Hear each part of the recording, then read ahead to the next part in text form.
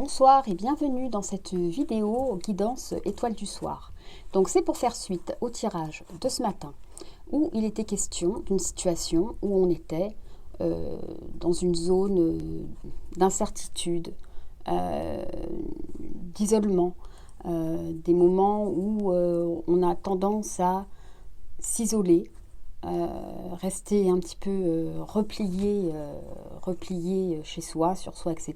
Et où on nous proposait, on nous invitait à regarder autour de soi tout ce qui était encore positif et aidant dans notre vie, et peut-être même à élargir les réseaux, faire de nouvelles connaissances, reprendre goût à la vie et avancer. Hein, on avait le chariot, des questions d'avancer, de sortir de cet isolement, de ces doutes, de cette zone de doute, d'isolement, etc. Bon, alors, donc nous avions tiré quelques cartes que nous allons donc découvrir. Et je rajouterai aussi d'autres cartes en complément pour avoir d'autres infos. Alors, avec le tarot, nous avons le 3 de Pentacle et le 9 de Pentacle. Alors, le 3 de Pentacle, ça parle de travail. Hein. On l'avait cette carte aussi ce matin, hein, du travail. Hein. Il était question d'aller puiser dans ses ressources, etc. Faire un travail, peut-être sur soi. Pourquoi ? Pour arriver au 9 de Pentacle qui, lui, c'est on est bien. On est bien dans ce qu'on est, on est bien dans ce qu'on fait, on est bien dans la matière, dans le concret, dans le réel. Mais on tire son bien-être de ses propres richesses intérieures, réalisation personnelle. On n'est pas dépendant de qui que ce soit, on trouve son bonheur soi-même. Alors, le 3 de Pentacle, ça parle de travail, hein, travail concret, etc., travail sur soi, mais ça nous dit aussi qu'on peut se faire aider. On peut se faire aider, on peut et c'était ce qui vous était proposé, hein, d'aller élargir le cercle, mais pas pour tomber dans un autre système, hein, où on va reproduire un peu de dépendance, reproduire des choses comme ça. Non, il faut trouver un bien-être en soi, pour soi. Ensuite, avec l'oracle enchanteur, le pantin de bois et la dernière page. Alors là, il est question, avec le pantin de bois, hein, on parle de tout ce qui a été, tout ce qui peut-être vous emmène dans la situation où vous êtes maintenant, hein, un petit peu en souffrance, en retrait, en questionnement, parce que vous avez l'impression peut-être qu'on vous a un peu trahi, ou vous avez été carrément même trahi, enfin peu importe, mais enfin c'est la sensation qu'on a d'avoir été comme dans l'erreur. On a cru certaines choses, on s'est appuyé sur certaines choses, etc. Et en fait, on se rend compte que, voilà, hein, la réalité n'était pas celle qu'on croyait. Et il faut faire avec. Il faut faire avec notamment la dernière page. La dernière page, eh bien, on vous invite à tourner le dos à cette situation où vous vous sentez comme trahi, comme manipulé, etc.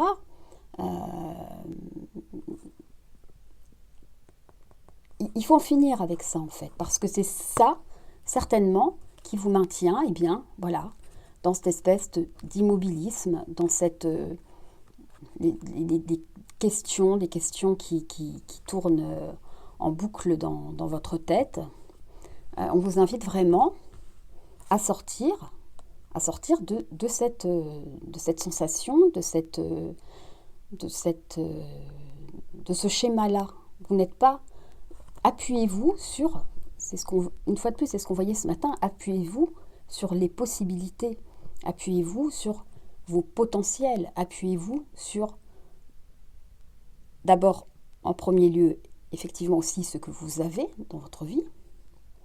Hein, c'est-à-dire, ça peut être un travail qui vous épanouit, par exemple. Ça peut être un réseau amical. Ça peut être, eh bien, on parlait de famille, la famille, les amis, etc. Appuyez-vous sur tout ce qui est positif dans votre vie et sortez de ce qui est mauvais, nocif pour vous, de toutes ces pensées qui enfermantes, enfermantes. Ensuite, j'avais tiré des cartes les portes de l'intuition. La fluidité et ben voilà, la fin du passé, hein, c'est comme la dernière page. La fluidité, donc en dansant avec les situations difficiles, vous rencontrez les bonnes personnes et vous attirez de l'aide, vous voyez ? Vous voyez, c'est exactement ça. Mais pour ça, il faut quand même sortir il faut aller chercher l'aide, il faut se booster.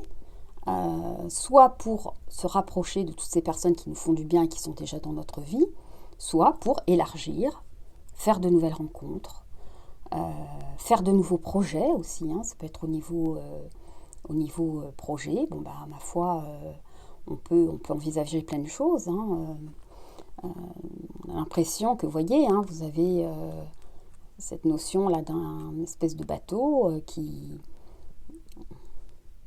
prend un peu le large, hein, allez, on met les voiles. Hein. Mais il faut danser avec les situations difficiles. Alors, je sais que c'est très compliqué, certainement, c'est très très compliqué, mais effectivement, c'est ce qu'on vous recommande. Et puis, on a la fin du passé.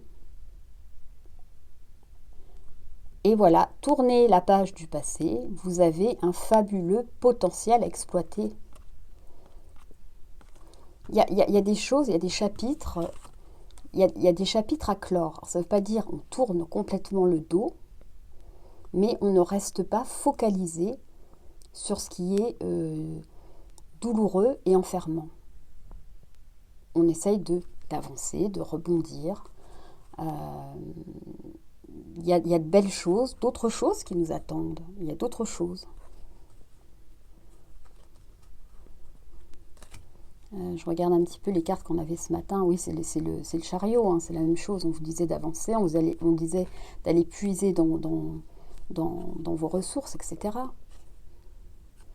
Hein, et on vous disait surtout, hein, et là c'est quasiment la même chose, que tous ces changements-là que vous visualisez comme douloureux, eh bien on peut les percevoir comme une chance de réaliser autre chose. C'est une ouverture vers d'autres possibles. C'est des portes qu'on peut ouvrir. De nouvelles portes qu'on peut ouvrir. Alors, qu'est-ce qu'on va... Oui, j'ai bien envie de prendre une petite carte de lâcher prise. Allez, un petit conseil de carte de lâcher prise.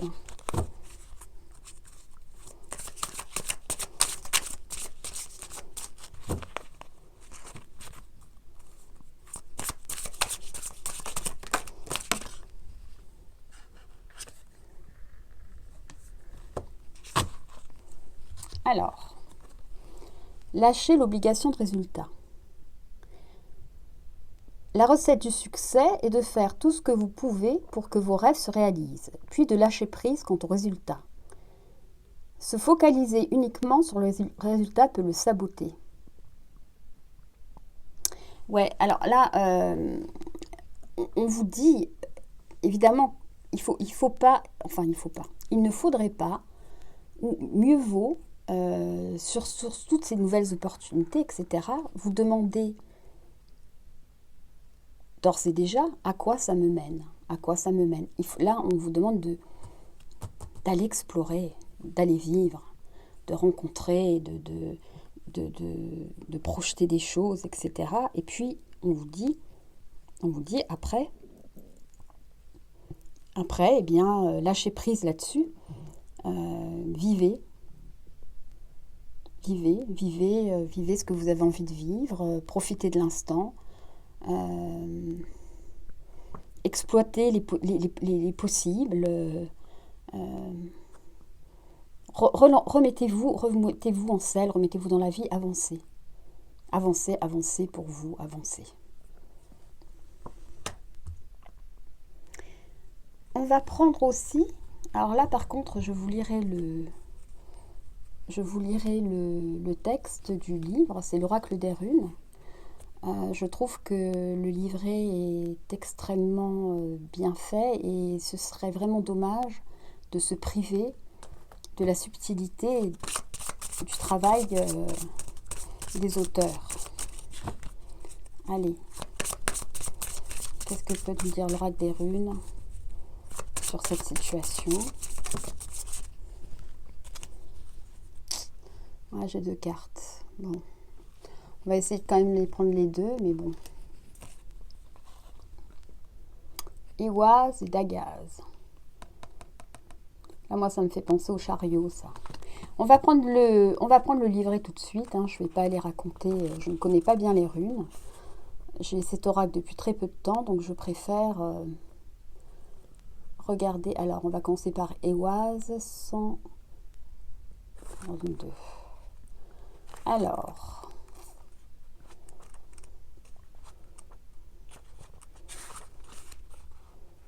on ne va pas tout lire non plus, parce qu'il y en a beaucoup. C'est très bien fait, une description des cartes, etc.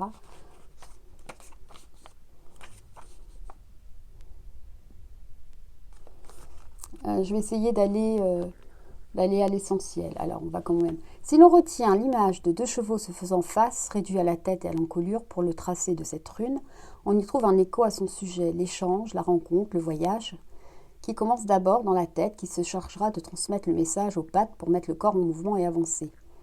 Ehwaz est ainsi le moment qui précède tout juste le mouvement proprement dit, celui pendant lequel notre esprit, par le biais du cerveau, décide d'envoyer à notre corps les directives nécessaires pour faire bouger conformément à ses attentes. Conformément à ses attentes. Il s'agit donc souvent d'une rune très fugace, à l'origine d'une réaction de cause à effet, qui, elle, s'inscrira dans le temps. Double, elle est une image de fraternité, d'union fertile, au sens propre ou métaphorique, et surtout de confiance, en tant que rune de mouvement. Elle est un véhicule pour aller vers le progrès, le voyage, le déplacement, qui nous emmènera à l'aboutissement de la quête que nous sommes libres, que nous nous sommes fixés. Spirituellement, elle est la rune des voyages astro et chamaniques. Bon, ça c'est autre chose. Elle est le point de départ d'une mise en mouvement et des événements qui aboutissent à l'harmonie durable et sacrée. Premier jalon des nouveaux départs et annonce une période de transition pour aller vers le mieux.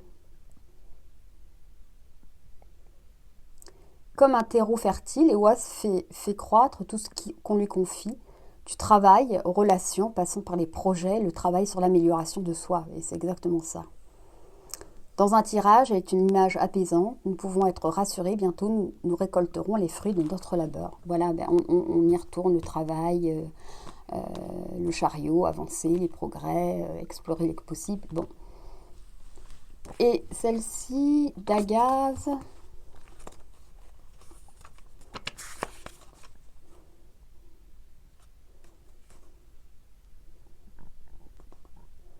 Page 171.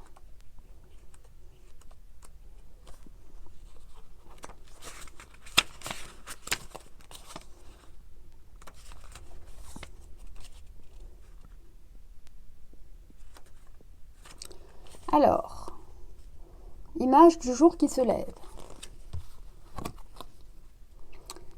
Dagaz est naturellement un très fort symbole de renouveau, indiquant une période qui se termine pour entamer une nouvelle phase, plus neuve, débarrassée des scories du passé. On l'avait, ça, la fin du passé. Bon. Elle représente l'éveil après une phase de sommeil, au sens propre comme au figuré. Elle peut donc indiquer une reprise d'activité après une période d'inaction, tout comme la lucidité retrouvée après l'aveuglement. Elle est également la naissance de quelque chose de nouveau, lumineux, vif, apportant harmonie et prospérité. Rune de changement et de renouveau, puisqu'elle est le jour qui succède à la nuit, elle est aussi emblème de croissance, de victoire, de guérison. Elle dissipe les peurs et les angoisses de la nuit, laissant place à l'apaisement du corps et de l'esprit. À sa lumière pure, aucune tromperie n'est possible. Elle est donc signe que l'on découvrira bientôt la vérité si on la recherche et que l'on obtiendra gain de cause dans nos entreprises. Si l'on a pu auparavant se laisser abuser par les ondes de la nuit, ouais, on avait le pantin là, elle en dissipera les effets néfastes et l'empêchera de venir de nouveau obscurcir nos perceptions. Dans les situations complexes où l'on se sent vite perdu ou dépassé, elle signale que les choses sont sur le point de se clarifier. Et là, on parle de cycles qui se terminent avant que le suivant ne commence.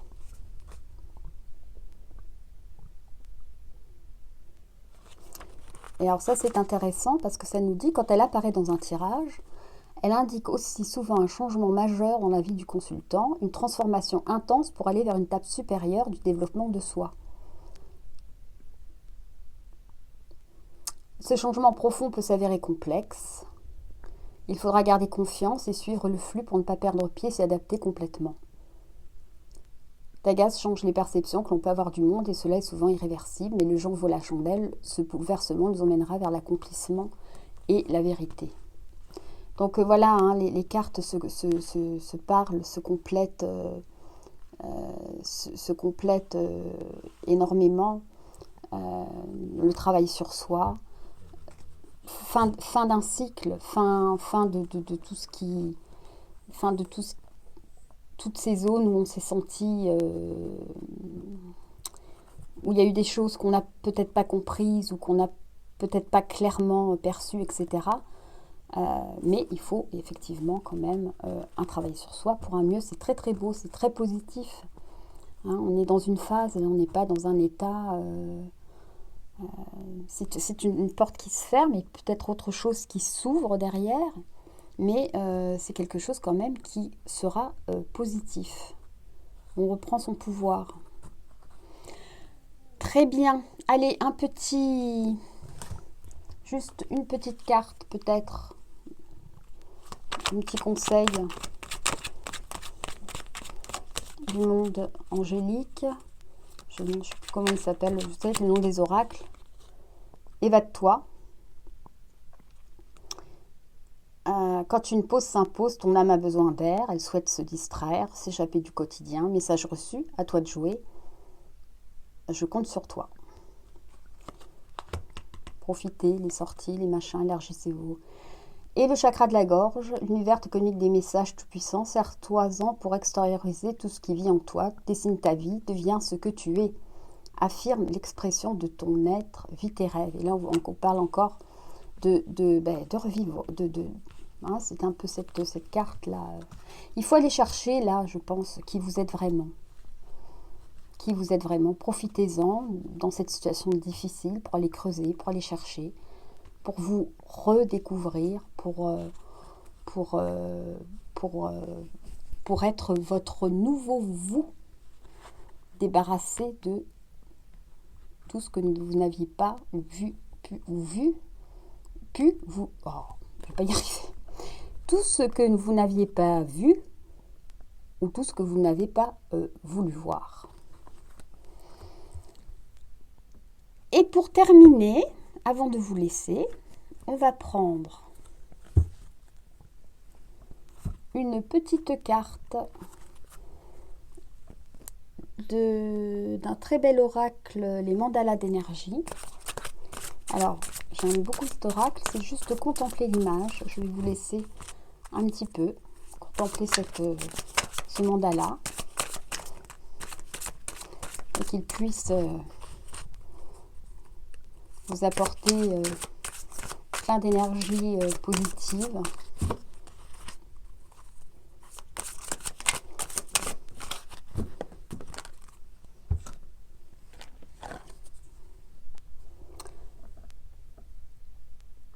Alors, la force de tes mots. Veille à ce que tes mots soient formulés chaleureusement et positivement. L'énergie de tes mots a un grand pouvoir et peut favoriser l'amour chez toi et les autres. Moi, j'ai envie de dire, veillez aussi non seulement à la force de vos mots, mais aussi à la force de vos... D'abord, pour que les mots soient chaleureux, positifs, etc., il faut d'abord que les pensées le soient. Hein, il faut d'abord être bien en soi, en soi-même, etc., pour pouvoir dégager de l'amour, de la bienveillance, de la chaleur, etc. On n'avait pas d'ailleurs le... Qu'est-ce que j'en ai fait? Ah voilà, vous voyez? Chakra de la gorge. Chakra de la gorge, la force des mots. Donc faites attention, parce que peut-être que pour certains, il y a des situations qui sont encore, comment dirais-je, encore, je vais dire sauvables, mais je ne sais même pas si c'est français ça. J'ai un doute. Enfin voilà, par exemple, si vous êtes, je ne sais pas moi, fâché avec quelqu'un, etc., il vous a fait du mal, il vous a trahi, etc., mais que au fond de vous, ce que vous voulez, c'est rétablir une harmonie, etc. Bon, c'est pas en étant évidemment renfrogné, agressif, accusateur, etc., que vous allez pouvoir rétablir la situation, bien entendu. Hein, donc, mais il faut, effectivement, quand on fait un travail sur soi, pour se sentir mieux soi, on est, par conséquent, mieux avec les autres. Bien avec soi, c'est être mieux aussi avec les autres. Voilà.